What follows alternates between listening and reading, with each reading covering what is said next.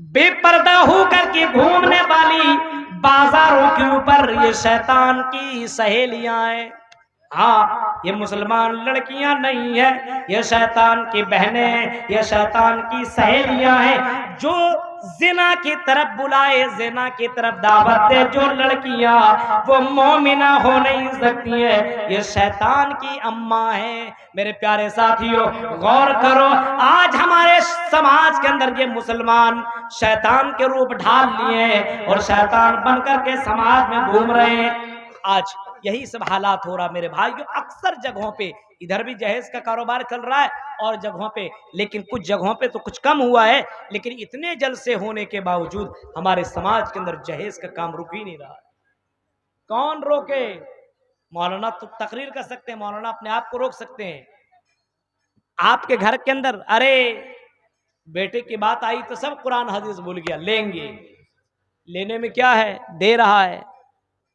کیوں دے رہا ہے؟ زبردستی آپ لے رہے ہیں، تھوڑی ایسا دے رہا ہے. میرے بھائیوں ذرا غور کیجئے، اتنا آسان نہیں ہے جنت کے اندر چلے جانا.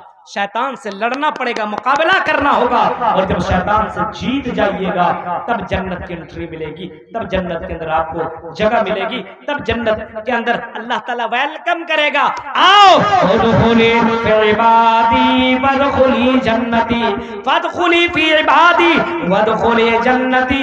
اے میرے بندے، شیطان سے لڑنے والے اور شیطان سے جنگ جیتنے والے اور میری عبادت کرنے والے، آ جا جنت کے اندر تو انٹری کر جا، سلامتی کے ساتھ داخل ہو جا.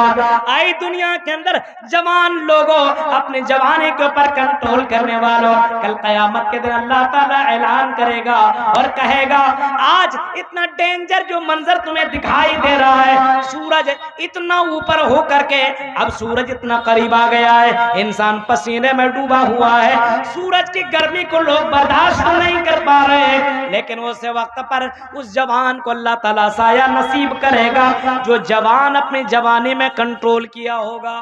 آج جوانی ہی میں کنٹرول نہیں ہے. جھولا جھولنے کے اندر کتنے لڑکے لگے ہوئے تھے. ابھی میں جب آ رہا تھا یہاں تقریر چل رہی ہے اور جھولے میں لگا ہوا ہے، میلے میں لگا ہوا ہے، چائے پینے میں اور پکوڑی اور نہ جانے کیا کیا کھانے میں لگا ہوا ہے. ارے کھانے پینے میں تو لگا ہوا ہے، کم سے کم جس دن جلسہ اس دن بیٹھ کر کے سنیے، یہ بھی ثواب ہے. اب آئے کیوں ہے؟ اتنا بڑا جلسہ ہمارے تنپنیا کے لوگوں نے کیا ہے. سمجھ لیے یہ بھی ایک دلیل ہے کہ کل قیامت کے دن تم بچ نہیں سکتے ہو کہ میرے پاس کوئی ڈرانے والا نہیں آیا تھا. تنپنیا کے لوگوں کو میں مبارکباد دیتا ہوں کہ آپ نے باقاعدہ لوگوں کی اصلاح کے لیے جو پروگرام رچایا ہے، اللہ تعالیٰ آپ کو جزائے خیر عطا فرمائے. میرے بھائیو ذرا تصور کیجئے، آج حالات دیکھیے، نوجوان کی زندگی دیکھیے، اس کے کپڑے دیکھیے غیروں کے طریقے پہ، ہماری لڑکیوں کے کپڑے دیکھیے غیروں کے طریقے پہ. جب تک اس کے کپڑے بالکل چست نہ ہو، جب تک اس کے کپڑے ٹائٹ نہ ہو، جب تک اس کا دوپٹہ بالکل پتلا نہ ہو، جب تک اس کا جسم نہ دکھے، تب تک وہ بازار میں نہیں نکلیں گی. بہت کم نظر آتی ہیں پردے کی لڑکیاں. جب میں یہاں سے گزر رہا تھا بہت کم 1 2 5 10 ہوں گی جو پردے میں تھی، لیکن اکثر بغیر پردے کی آ رہی ہیں، اپنے چہرے کو دکھا رہی ہے، اپنا جسم دکھا رہی ہے، ہنستی بھی آ رہی ہے، مسکراتی آ رہی ہے، بات کرتی ہوئی لڑکوں کے ساتھ آ رہی ہے. اور آج کل کے لڑکے بھی انہی چیزوں کا فائدہ اٹھاتے ہیں. میرے بھائیوں وَشَابٌ نَشَأَ فِي عِبَادَةِ رَبِّهِ، اس آدمی کو کل قیامت کے دن عرش کا سایہ ملے گا یا اللہ تعالیٰ اپنا سایہ نصیب کرے گا جو اپنی جوانی کو اللہ کی عبادت میں گزارا ہوا ہوگا. اتنا آسان ہے نوجوانوں. جلسہ سن لینے سے جنت نہیں ملے گی، جلسہ سننے کے بعد ایمان بڑھے گا، یہ کنفرم جانیے. وَإِذَا تُلِيَتْ عَلَيْهِمْ آيَاتُهُ زَادَتْهُمْ إِيمَانًا، فرمایا اللہ کی بندوں کے سامنے جب قرآن کی آیتیں پڑھی جاتی ہے، جب مومنین کے سامنے اللہ کا کلام پڑھا جاتا ہے، مومن لڑکوں اور لڑکیوں کے سامنے جب اللہ کا ذکر کیا جاتا ہے تو مومن کا ایمان بڑھتا ہے، اللہ کا نام لینے لگتا ہے، توبہ استغفار کرنے لگتا ہے، نماز کی پابندی کرنے لگتا ہے، قرآن کی تلاوت کرنے لگتا ہے. لیکن میرے بھائیوں جو آدمی کافر ہوتا ہے تو قرآن کی آیتیں سن لینے کے بعد بھی کوئی اثر نہیں ہوتا ہے. میرے پیارے ساتھیوں مردہ بننے کی ضرورت نہیں ہے، زندہ بنو، زندہ بنو اور قوم کو زندہ رکھو تو مسلمان ہو. ادخلوا فی السلم کافہ. صرف کپڑے سے نام سے مسلمان بننے کی ضرورت نہیں ہے. اوریجنل مسلمان بنو, ڈپلیکیٹ مسلمان بننے کی ضرورت نہیں ہے. جس کے پاس زندگی میں نماز نہیں ہے وہ مسلمان کیسے ہو سکتا ہے؟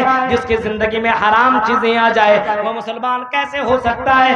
آج جہیز کے نام پر اپنے گھر کے اوپر پلنگ لانے والوں, جہیز کے نام پر اپنے گھر کے اندر گاڑیاں لینے والوں, جہیز کے نام پہ اپنے زندگی پہ پیسے جمع کرنے والوں, میرے بھائیو حرام ہے حرام.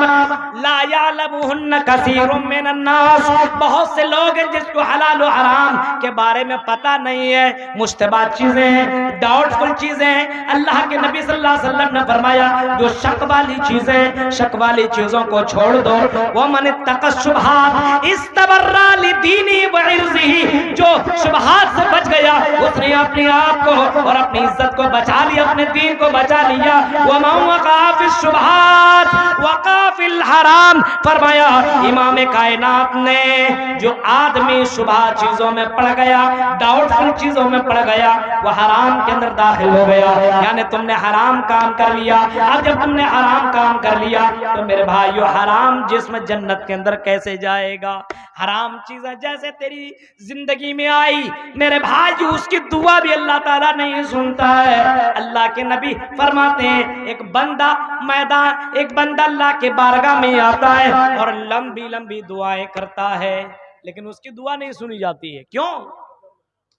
اس کا کھانا حرام کا, اس کا کپڑا حرام کا, اس کی جسم حرام, اس کی پرورش حرام چیزوں سے ہوتی ہے, اس کی دعا بھی اللہ تعالیٰ نہیں سنتا ہے. میرے بھائیو ذرا تصور کیجئے حالات کہاں سے کہاں پہنچ گئے. جوانوں, شیطان کو اپنا دشمن سمجھو, دوست اللہ کو بناؤ, اللہ کے ولیوں کو.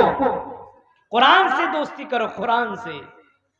قرآن پڑھتے چلے جاؤ, کل قیامت کے دن یہ قرآن تیرے بارے میں سفارش بھی کرے گا. القرآن یشفع. قرآن کل قیامت کے دن بندوں کے لیے سفارش کرے گا. شفیع لاصحابہ. یہ قرآن کل قیامت کے دن بندے کے لیے سفارش کرے گا, وکیل بن کر کے آئے گا اور اللہ سے کہے گا اللہ, اے اللہ یہ وہ بندہ تھا جو دنیا کے اندر قرآن کی تلاوت کرتا تھا, میں اس کا دوست ہوں, میں اس کے سپورٹ میں بول رہا ہوں. کل قیامت کے دن اللہ تعالیٰ کے سامنے یہ قرآن چیخ کر کے کہے گا شفیع لاصحابہ. یہ قرآن اپنے پڑھنے والوں کے لیے سفارش کل قیامت کے دن کرے گا. اے لوگوں جو قرآن نہیں پڑھنا جانتے ہو, کم سے کم قرآن سے دوستی کرو, قرآن کی تلاوت کرو. کل قیامت کے دن یہ قرآن تیرے لیے سفارش کرے گا. ادم جنا نراشن سے استشفیتی محمد رسول اللہ دنیا کے اندر آئے, آپ نے وہ تعلیم لوگوں کے درمیان پہنچائی اور آپ نے ایسا کام کیا جو دنیا کے اندر سب سے زیادہ آپ کا نام لیا جا رہا ہے. سب سے زیادہ آپ کا نام لیا جا رہا ہے کیونکہ آپ نے وہ کام کر کے دکھایا اور آپ نے چند سالہ زندگی کے اندر آپ نے اتہاس رچ دی, تاریخ رچ دی. شیطان ہماری زندگی کے اندر کتنا حاوی ہے. کتنوں تقریریں کرواؤ, موبائل کے اندر مجھے سب, کسی کے موبائل اٹھاؤ, نوجوانوں کو دیکھیے شیطان نے کتنا بڑا حملہ کیا ہوا ہے. اکثر نوجوان کے موبائل میں فری فائر گیم ہے, اکثر نوجوان کے اندر پب جی گیم, اکثر. اب بتائیے اس گیم سے کیا ہوتا ہے؟ وقت کی بربادی. وقت لگا ہوا 12 بجے رات تک, 10 بجے رات تک, 11 بجے رات تک. ہمارے نوجوان لڑکے جب گاڑی میں جا رہے ہیں, رکشہ چلانے والا میں نے ایک مسلمان کو, کئی مسلمان کو دیکھا, چلا رہے بھوجپوری گانا لگایا ہوا ہے, سن رہا ہے. یہ ماحول بنایا ہوا ہے. اب بتائیے غیروں میں اور آپ میں کیا فرق ہے؟ یہ کان اللہ تعالیٰ نے اس وجہ سے نہیں دے کہ تم ان کانوں کے اندر گانوں کو سنو. اللہ تعالیٰ ان آنکھوں کی اس وجہ سے نہیں دے, ان آنکھوں سے تم غلط چیزوں کو دیکھو. ان آنکھوں کا بھی حساب اللہ تعالیٰ لے گا, ان کانوں کا بھی حساب اللہ تعالیٰ لے گا, اس زندگی کا بھی حساب اللہ تعالیٰ لے گا.